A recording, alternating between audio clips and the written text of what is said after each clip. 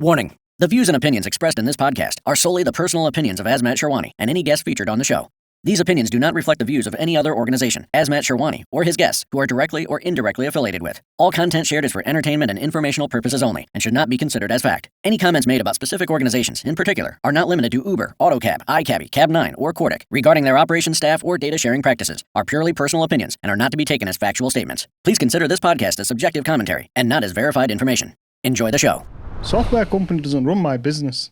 Do you understand? I run the business. We run the business. Nobody's your friend in this job. You've only got you and yourself. That's it. You can't trust anyone. And if you trust in these dispatch companies, that's your own fault. I'm sorry. Stupid though, innit? People run your are business as people a business. people are ready to go to war with each For other. what though? Falling out. They don't give a fuck about you. Let's be honest. Let's get down to the brass knuckles of it. One for the road. One for the road, are you ready? Let us sit and talk, take a sip and talk. Take a sip. One for the road, everybody. Let us sit and talk, take a sip and talk. Let's go. Make we talk, make we talk, make we talk. Make we sit down. Mr. Aqeel, Mr. Azmat, welcome. So happy to be here. Mate, very, very, very happy to have you here. So one for the road. You are guest number 2. Very nice. Did you listen to the last one? No, it used to be second. Yeah. So the premise is basically we have a drink and talk shit. Yeah. I did listen to the last one, yeah. Did you? Yeah, it was really good. I'm going to give it, we're obviously giving you a pass being a devout Muslim as you are. That's So it, man. no Be alcohol less for you. rowdy, I think, this one. Might be. Well, I'll just be drinking your share though, so it might end up still being quite rowdy.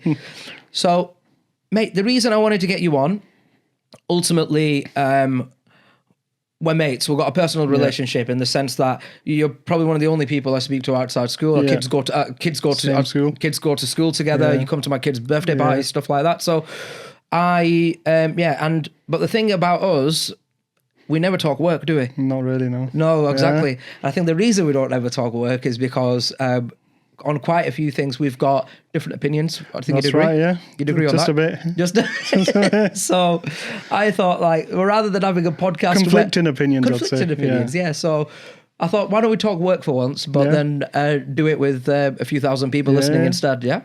And like I say, in terms of the podcast, I didn't just want people coming on who agreed with me on everything, right?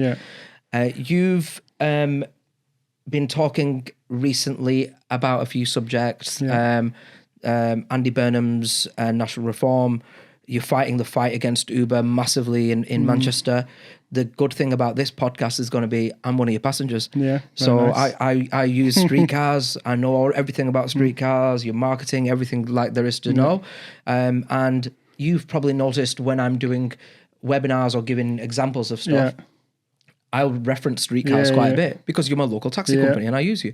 So I think that'd be cool to jump into as well.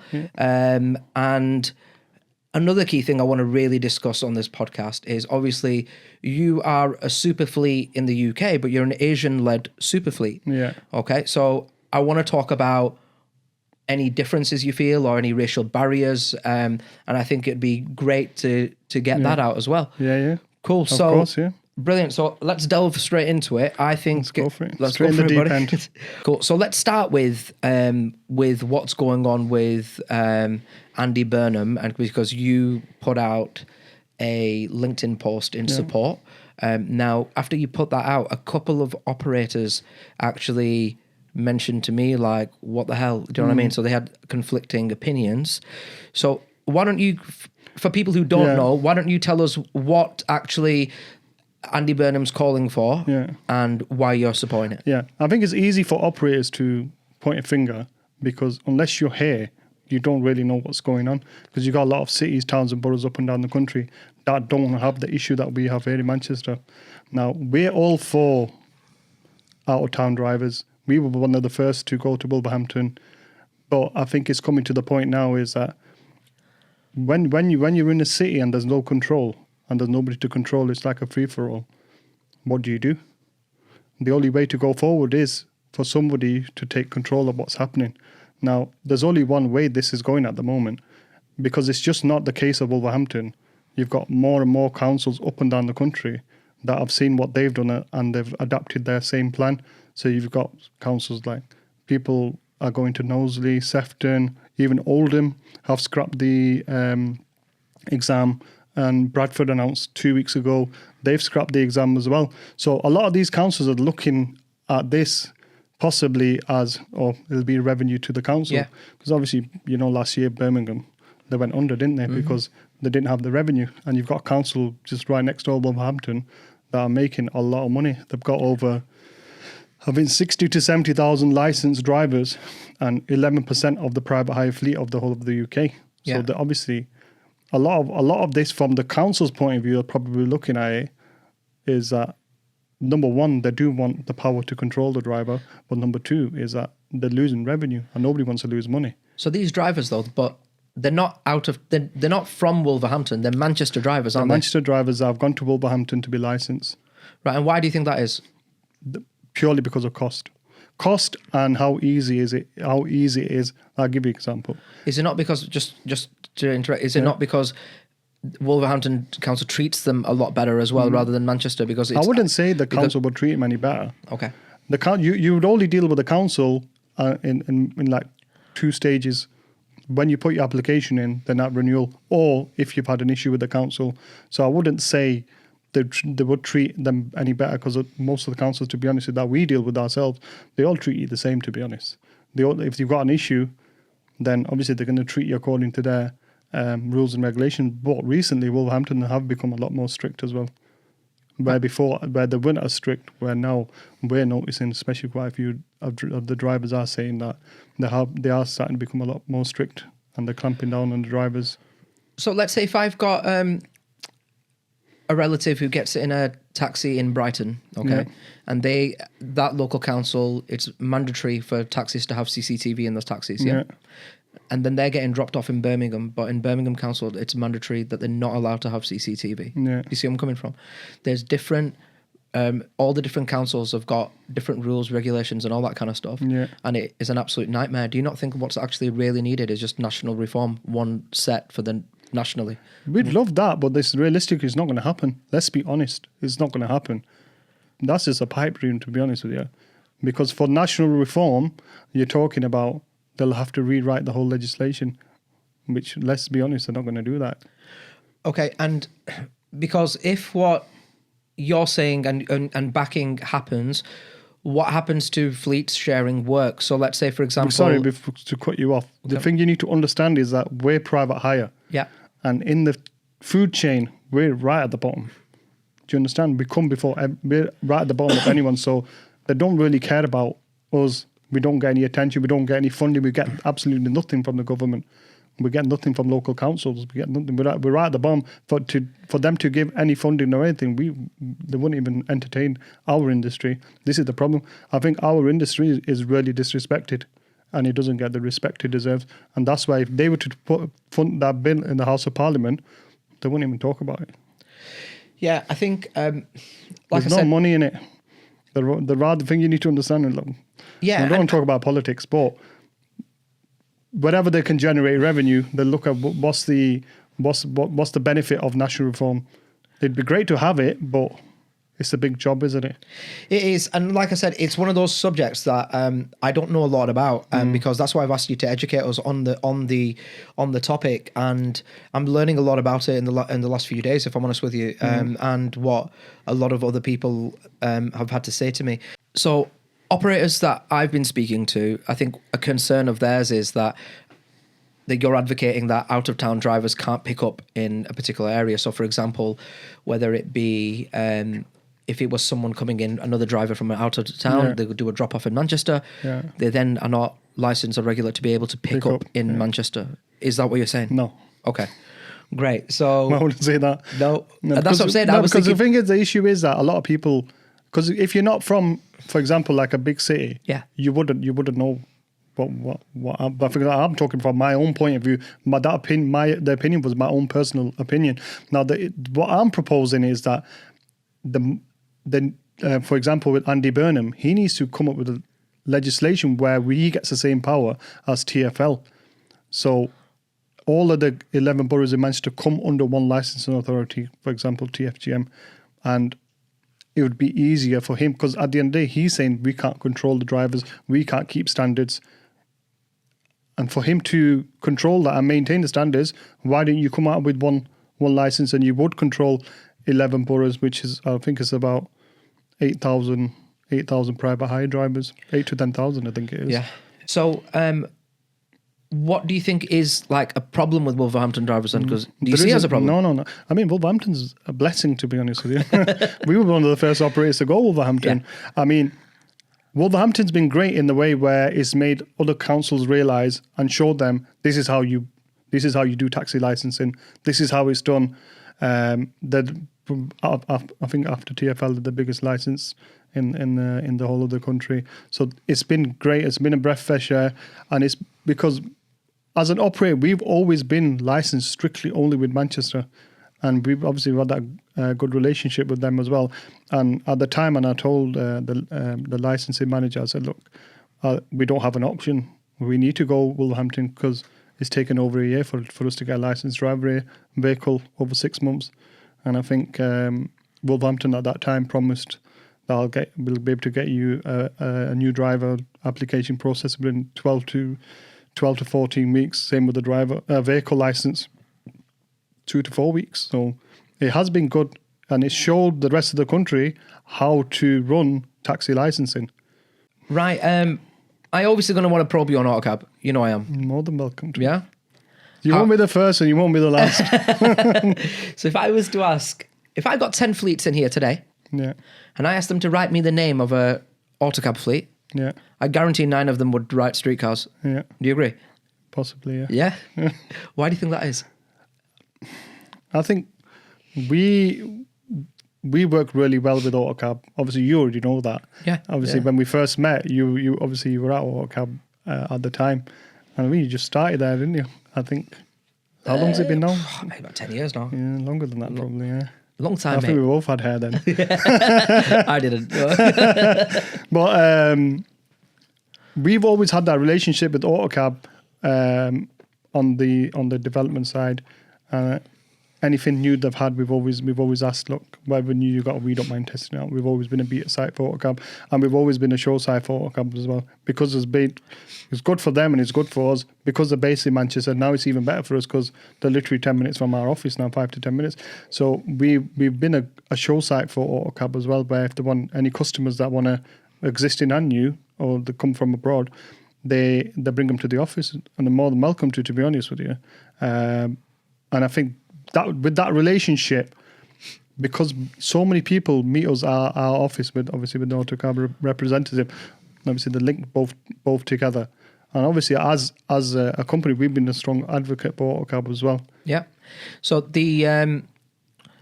so you know what everyone says, and what everyone says is that you have shares in Autocab. I wish I did, mate. I wouldn't be sat here. Yeah. I would have sold them. So we talk about, you just mentioned selling them. So talk to me about when they sold to Uber. Yeah. Your thought process. How I felt. Yeah, because I remember. I sleep for fucking 2 days. Because I think the way it was done so bad, to be honest with you. Yeah. We got an email at like midnight, and I remember getting a message from Zulfi and Borough Cars, and I said, listen, mate, this must be a joke. Because we've got a group, me, Zulfi, and Omer, and Punji as well. Yeah. And he put it up. I go, this must be a joke, mate. I go, somebody's probably done a copy and paste and just sent it to you. Then I opened my email and read the email from John. I was thinking, for fuck's sake. So that email went out at midnight. Yeah. Do you know who told me about it? I don't know. You. Oh, did I? Yeah. Do you know what time you told me? What, 001? 12:02. 12:02. Yeah. Honestly. 2 minutes. Honestly, you told me. I can't fucking believe it. You told me at 2 minutes past midnight, and you got it at midnight. Yeah. And I went, what the hell? So, do you know what the most astounding thing for me about that is, right? How you didn't know. Yeah, we didn't know all. Because a part of me was thinking, of course you did. I swear to God, did not know at all. And obviously it's a big, big shock. And obviously we didn't sleep I think they had a meeting. They did the announcement to all of the customers. I think the next day. Yeah. I think they had a Zoom meeting. Yeah, it was a day or two after. Yeah, I remember. I think it's 2 days after. Yeah. And then after that Zoom meeting happened, and straight away we had a meeting with Safa. So we were one of the first ones to speak to Safa after and obviously Safa explained his position, why he's done it. But at the end of the day, the thing you need to realise is that everyone's a business, isn't it? Yeah. If somebody puts money on the table. Yeah, it's look. Sometimes at the end of the day, everybody has a price, Azmat. Well, mate, 100%. Everybody's got a price. People preach to me about it and go, "Oh, well, yeah, that I did this and that." Do you put that much money in front of me? What do you think would have happened? Do you know what I mean? It's everyone though, isn't it? Yeah. Not many people can turn away from that deal. And the thing you need to understand is that because you're in a business, aren't you? Yeah. You need to understand, why do you go into the business for? You're going to make money. Now, this business, if you look in the last 5 years, there's been so much uncertainty. You can just see about how many people are selling out, because they can't be doing with the stress of it now. They don't know what's going to happen in the future. Is it really worth staying in? Somebody will come and just, here's this lump of money. You might as well take the money and sail into the sunset. So take me through that journey then, because obviously you had that conversation with Safa. I'm sure you voiced your concerns massively in that meeting. Yeah, I'm sure you did.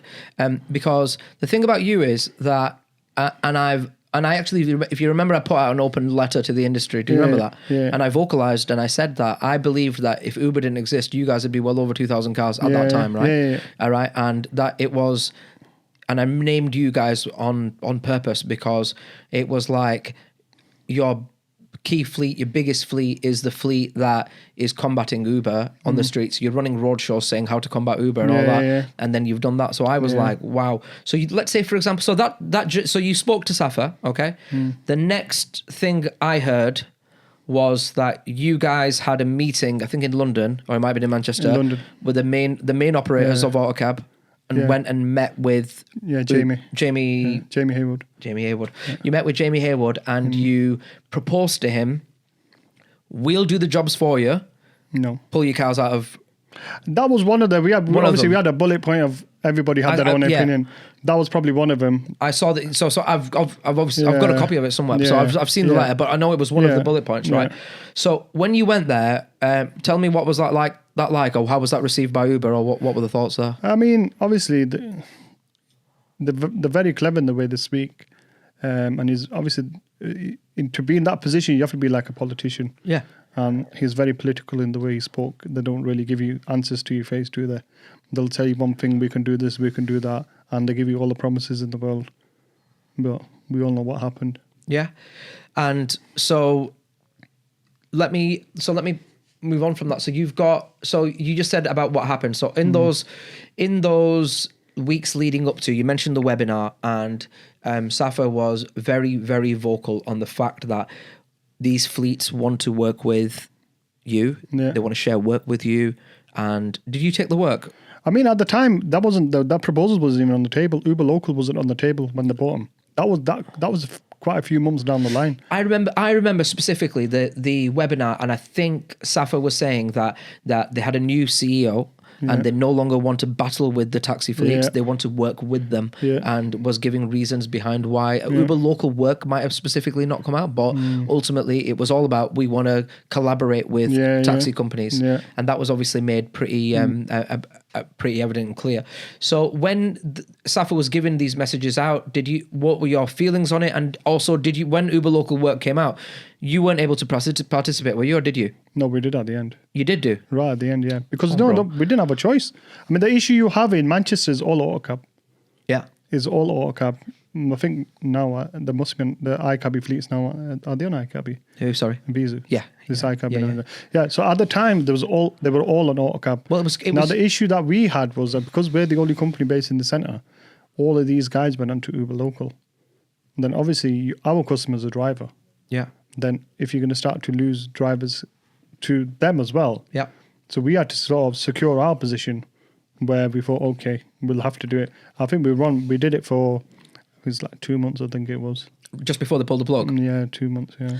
And we used to turn it off when we were busy, so... We were in control. Yeah, we were in control, but you could turn it on and turn it off. Any worries about your data, or did you worry at the time, or that what you were doing? Because obviously... Not really, because if you look at the data that we're getting from them specific jobs, that's their data, isn't it? So we had basically their data. Yeah, so I think in terms of whether doing Uber Local work or not, I think like the concerns that either many people in the industry have shared is I suppose the way you're looking at it is, and I know Bash said this to me initially when I was doing the campaign, shall we say, and his thoughts were, right, well, because he didn't do Uber local work. They've not done it. But his words were like, well, if they were going to have a look at the data, they would already done it by now. They've already got access to Autocab system. So if they were going to do it, they are going to do it. I think the important thing after, like, obviously we met with Uber quite a few times. Yeah. I met with Andrew Burnham, the GM. He took over from Jamie. I met him a few times. Yeah. I met with Kieran. He was the one who's in charge of the North, I think. He's gone to Ireland now. So we met him quite a few times. The thing people need to understand is that we are not their competition. You know, us private hire companies, we're not their competition at all. They do not see us as competition. Their competition is a person in the car on the road. They want to get that person out of that car into a taxi. Now, if you look at their platform now, they want to become a one-stop shop. So you can book taxi, you can book your train, you can book a flight, you can book a coach, book your bus. So they want to become a booking platform. That's what they want to become. They want that platform, a one-stop shop for everything. So people need to understand is that they don't see us as competition. They want the thing is, people think they're going to take your data. If they want that customer, the customer's already gone. They want the driver, that driver's already gone. Do you understand what I'm saying? Yeah, I kind of disagree. And the reason I do disagree is because I think that you've got to look at then, if you're right in what you're saying, then there'd be no reason to buy Autocab. So if you look at how many councils they were in pre-Autocab, and you look at where they are. Yeah, but you need to remember, Azmat, the world's a big place. It doesn't constitute of England, does it?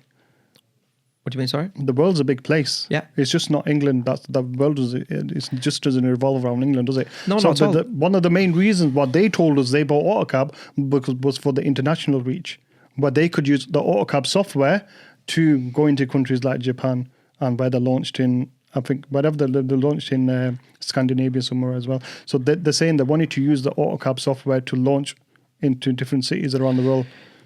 Right, okay. So like that's what they would have told you. So my take on that is Autocab's international reach isn't that big, right? In terms of if you look at the big wide world. I'm not talking about the customers, but I'm talking about as you need to understand what they bought. They bought the software. Yeah. And the software allows them to do that.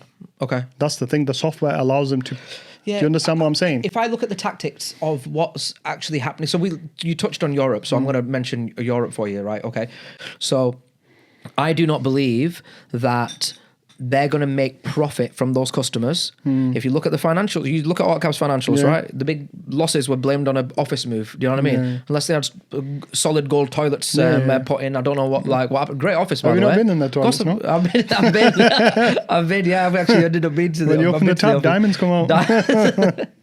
But that's what I mean. It's like, so I understand where it's coming from, but ultimately they're making losses now and serious losses. And that's what I'm trying to get at is the only reason you would have those tactics of giving taxi companies cheap deals or whatever is so you can infiltrate, it's a big word, but those areas, the taxi companies. So for you to say that they're not competitors or they're not seeing us competition, I don't think you're right. I'll be honest with you.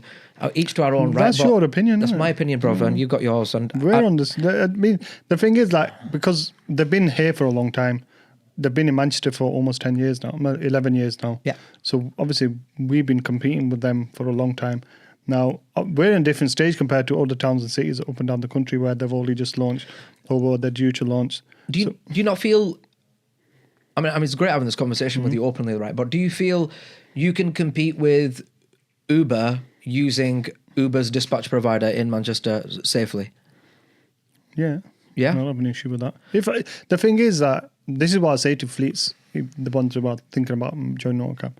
If you have this issue with Uber, don't join Autocab. Because once you've got that in your head, you're not going to be able to sleep at night, are you? So what's the point of even joining? No, I'll be honest with you, like, when you said about thinking about joining Autocab, and I touched on this last time with David, I can't name you any fleets who in the UK I'm on about, right, who have thought about joining Autocab. Well, you can say that, but fleets are joining every week, Azmat, and I know because they come to see me. Right, but I mean, they've not, who, big I'm ones? I'm not going to tell you. No, but I don't mean they've not gone live, that's fair enough. But there's a lot of fleets that are joining. Yeah? You'd be surprised, man.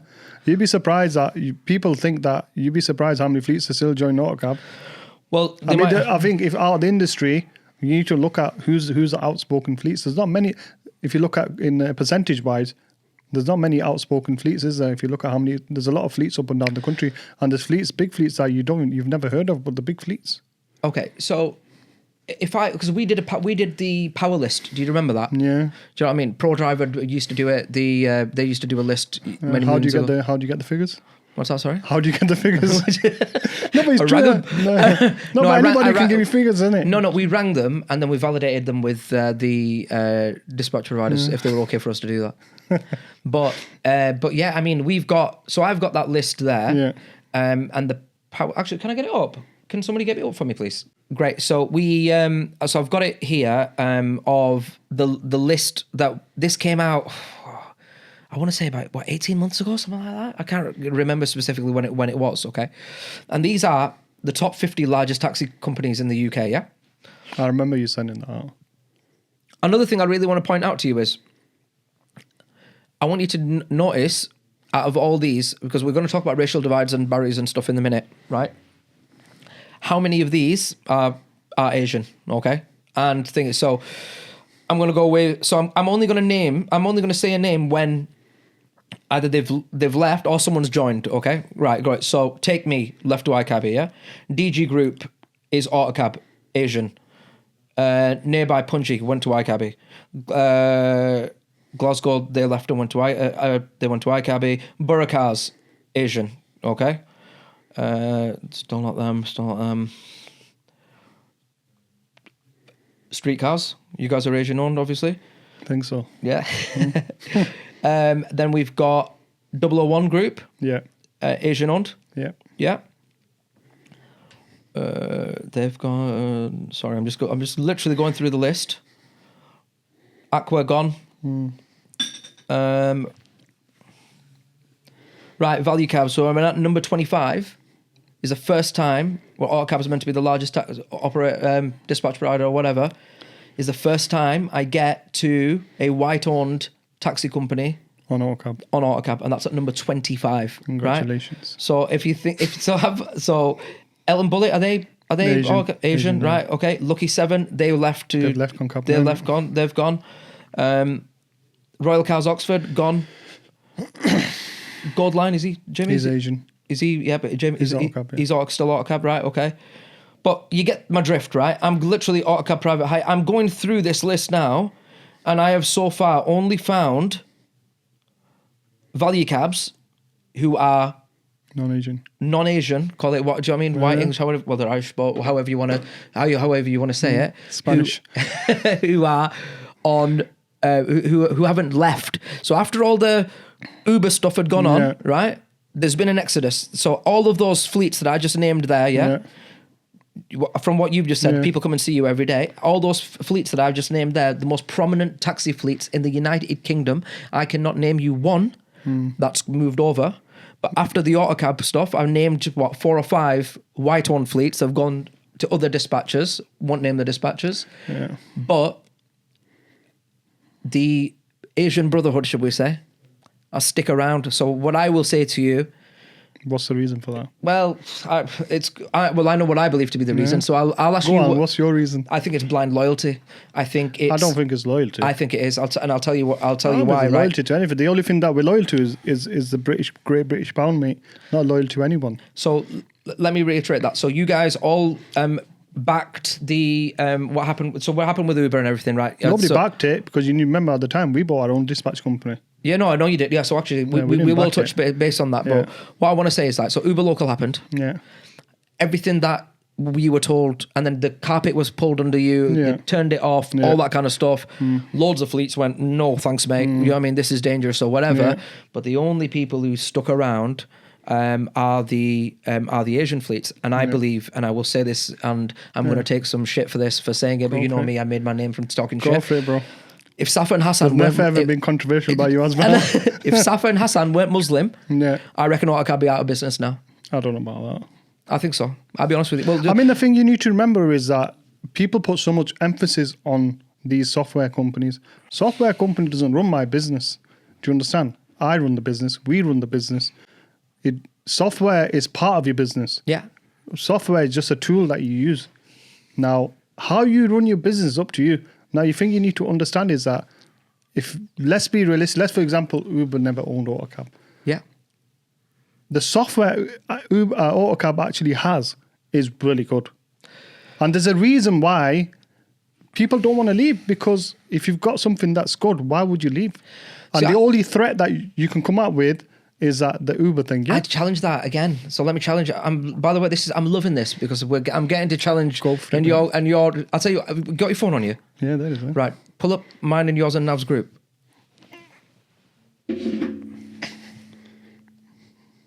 Go on. Right, in that group, search ETAs.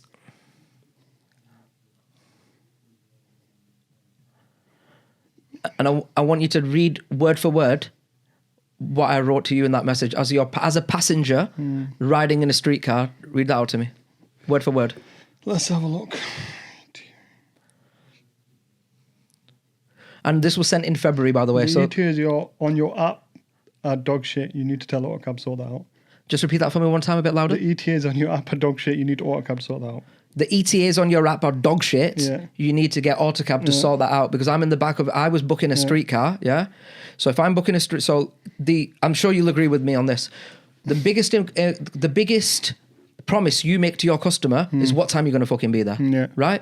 If you tell the customer I'm going to be 20 minutes, even though it's a long time, you turn up in 20 minutes, no happy. problem. No problem. I booked a streetcar. It told me 6 minutes. Then I went to 14. Then I went to 12. Then I went to... And I was sat there and I was genuinely late for something. I was going, are you taking the piss? Yeah. This is Manchester's most premier taxi company. Guess what? If I booked an Uber, if it told me 10 minutes, you know how long it arrive in? 10 minutes, right? And this is what I'm trying to say. 11. Well, this is what I'm trying to say. However, the other dispatchers are out there now, okay? I'm not going to promote other dispatchers, but other dispatchers out there now. You might as well. No. They don't pay me enough. Other dispatchers out there now, right, who have got a relationship. So, for example, one particular dispatcher's got a relationship with Google at the minute, right? Yeah. They've gone and done this partnership. Absolute fucking groundbreaking shit. And you get live... So when the driver rejects a job, then what are you going to do? What do you mean? You're talking about ETA, innit? No, my driver didn't change. Let me give you an example, innit? Oh, no, let me finish that let one. Me give you an example, let me finish mine. Go on, let me finish. Go on. You're my guest, but let me finish because I'll lose my point, right? So what I'm trying to say to you is, right, you've got live ETAs, which I think are incredibly important, right? Yeah. That you don't have available to you with your current dispatch provider, right? You don't have them. You might be able to pay for them and do something separate and get an add-on and all that kind of stuff. And I think that is mind-blowing that you don't have that. And I can rhyme you off if you wanted to. And because you know me, I know dispatch, I can rhyme you off 10 other features, right? That system seriously lacks. But again, it's just blind faith. It's still better than every other system out there. Okay, well, that's a conflict of opinion, shall we say? This is my opinion. Okay. Do you understand? That's your opinion. Everybody's entitled to their own opinion. 100%. You're entitled to your opinion. Yeah. You know what the problem is in this industry? Is that people are so attached to their dispatch provider. It's like somebody's talking about their mum.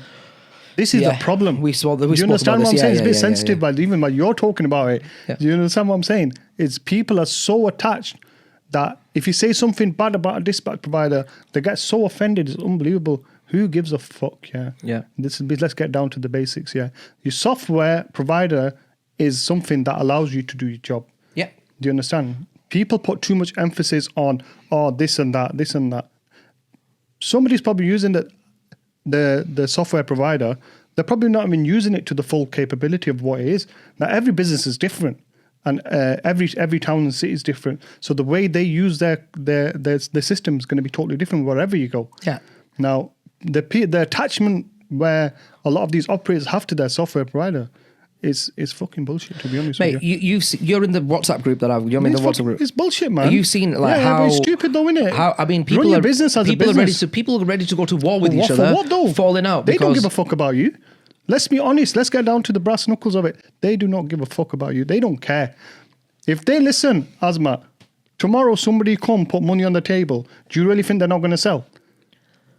Of course they'll sell. Everybody will sell. This is what I'm saying. It's a business. It's a business. It's a threat. Thing operators need to understand is that nobody's your friend. You think you're working with the dispatch company. What happened to us can happen to you tomorrow. Nobody's your friend in this job. You've only got you and yourself. That's it. You can't trust anyone. And if you trust in these dispatch companies, that's your own fault. I'm sorry. That's your own That's your own fault because you don't know what's going to happen tomorrow. So do you think so you've got let me ask you this then, when we in terms of like there's super fleets that I would consider, right? So your DGs, your street cars, your boroughs, you know what I mean? Like those kind of like the big boys as we'd call them, right? Okay.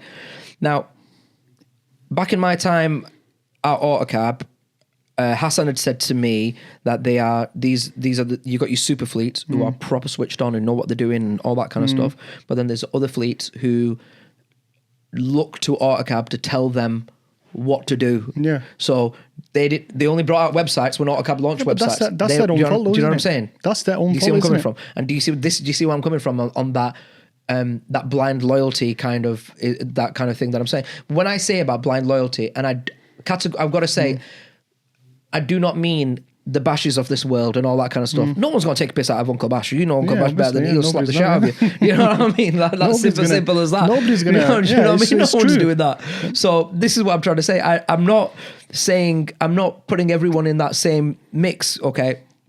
And that's really key for me. But while we're talking, the thing you need to understand, Azmat, is if I have an issue with my system, if I have an issue with my system, all it takes is one phone call in. 100%.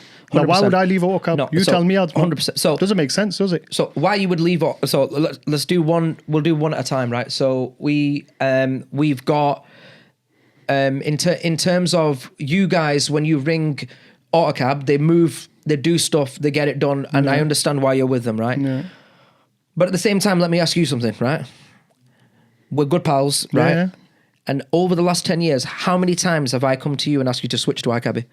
Never once. Never? No. Right, okay. I'm really close with iCabby. Everyone knows I am, right? So who would be the first fleet that I would approach, right? Exactly. You'd be you, wouldn't it? Yeah. I'd be like, boys, I can get you this deal or whatever. I've never done it. Do you know why? Because it's one of them. It's not going to happen. No, I'm going to keep it. Well, I wouldn't do it anyway, but I've never done it to any fleet because I keep out of it because it's just, it's a no from me. Do you know what I mean? We can never say never, but at the end of the day, it's like I said, it's about, in business, it's about relationships, isn't it?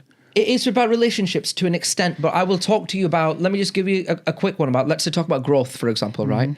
Okay, so you've done a lot of acquisitions and stuff like that, but if you look back at the old list to 2015 or whatever, you and James Bradley were on very similar numbers, you know, Alpha and Street Cars, Liverpool and Manchester, as much as we hate to admit it, are very close in terms of city-wise, the way they operate. Both got Uber, all that kind of stuff, right?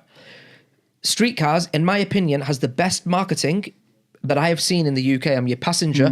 When I go on a night out and I'm on the piss in Manchester, people say, call a street car. They don't go, get a taxi.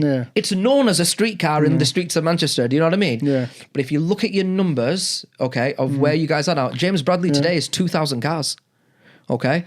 Now, what I will say to you, what's that? Well done. James is a machine, mate. No, I'm not messing around with James. But what I'm saying to this is what I'm trying to say to you now is, right, have you ever thought, because of who you are and all the work and how good of a firm you are, it might be the tech that is not the reason why you're not 2,000 cars or why you're not competing with Uber on the level that you should be? No. It's definitely not the technology, mate. No? No. Okay. Definitely Reasons why? not. But what's the difference? You know what it is? What's the difference between there's 3-4 major software companies? Yeah. What's the difference between all of them? So it all depends on tailor-made for your business. So let me explain it to you, right? The main difference is, Azmat, it's the relationship that you have with them. They all have the same shitty app. They all have the same interface. They all have, listen, Azmat, nobody's going to ever come close to that Uber, Bolt. Then you've got Lyft coming in now. You're not going to come close to their apps. Let's be realistic. Okay. These companies don't have that sort of money to keep up with that. So, Vizu coming to Manchester. Okay. What are your, are you worried? No? No? What am I going to be worried about? Well, mate, the key players. All right, let me ask you this. So when are you selling to Arnie then? I'm not selling.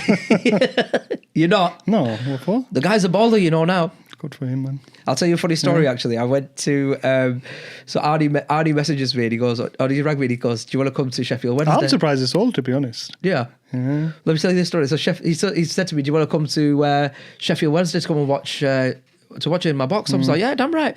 So I went down with Pete Giorgio. We drove to the ground and I messaged him and I said, mate, I've not got no tickets or anything. How am I getting in? He went, oh, just go to the main door and just tell them you're with Annie. Yeah. I thought, you're taking the piss. You go to a stadium and say you're with Annie.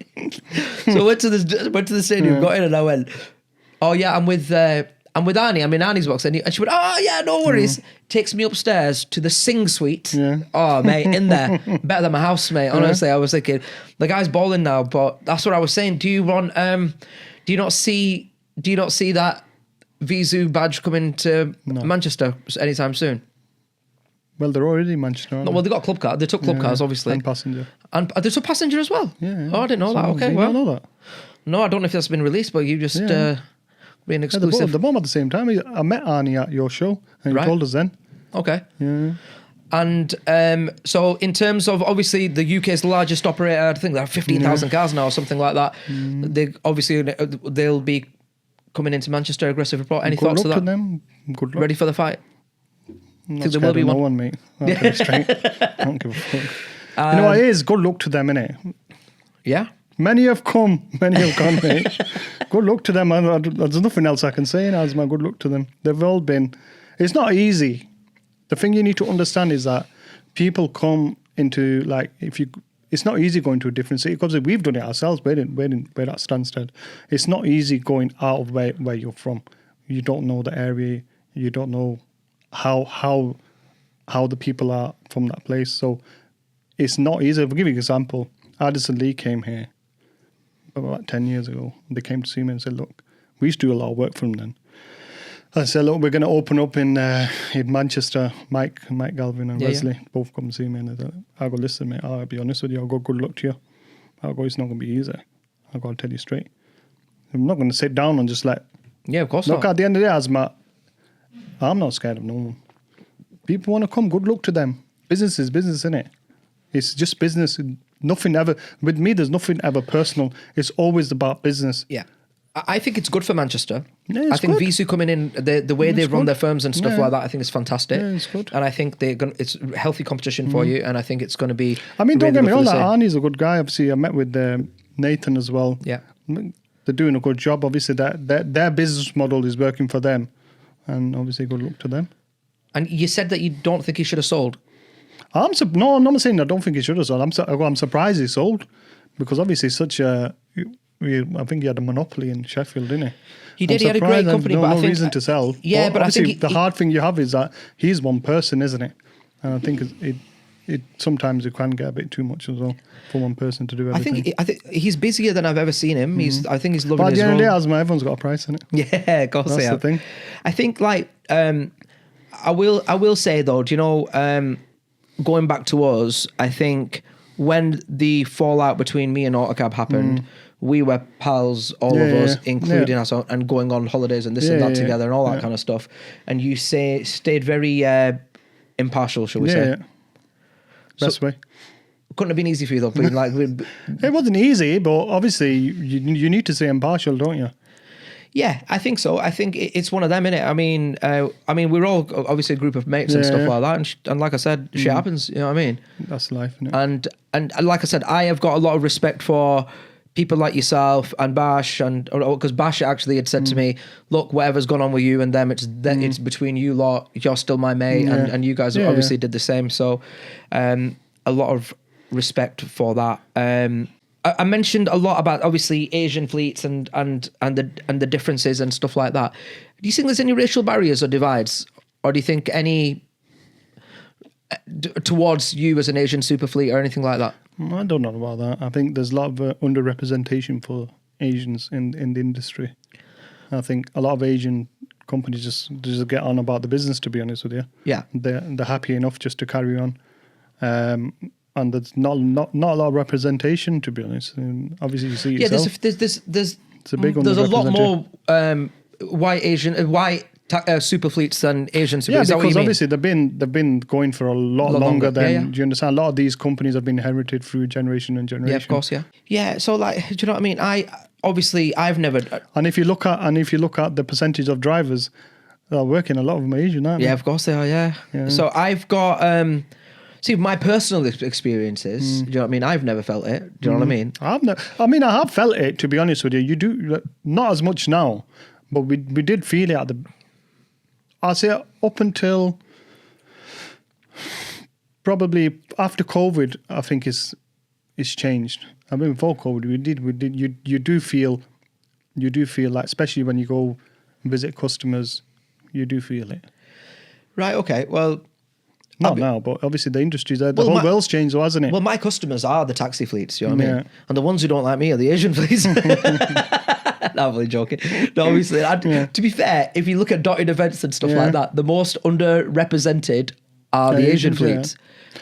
I mean, I try myself, like us, obviously, our family, we try to go out and about, to most of the shows, most of the trade shows. Yeah, you're everyone with it. Do you know what I mean? That's what I'm saying. I mean, it's good to, obviously, you're just not representing yourself at the end. Like I said, you're representing your community as well.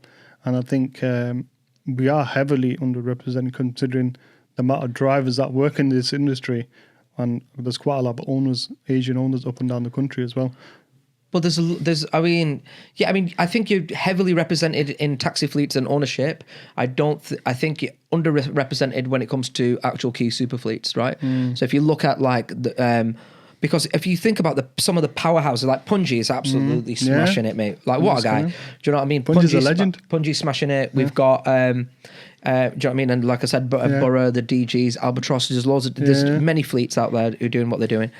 Aqeel, I'm going to say, mate, it's been a pleasure. It's been a pleasure. Conflicting views and opinions, but yeah, I think we pulled it together at the end, and I think it's been all right. It's been all right. Yeah, it's been a hell of a do. So I can toast you with my coffee if you want.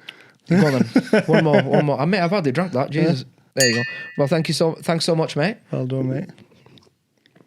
And no doubt I'll see you on the school playground soon. Definitely. Yeah. It's not bad. Cheers, buddy. No problem. One for the road. One for the road, are you ready? Let us sit and talk, take a sip and talk. Take a sip. One for the road, everybody. Let us sit and talk, take a sip and talk. Let's go. Make we talk, make we talk, make we talk.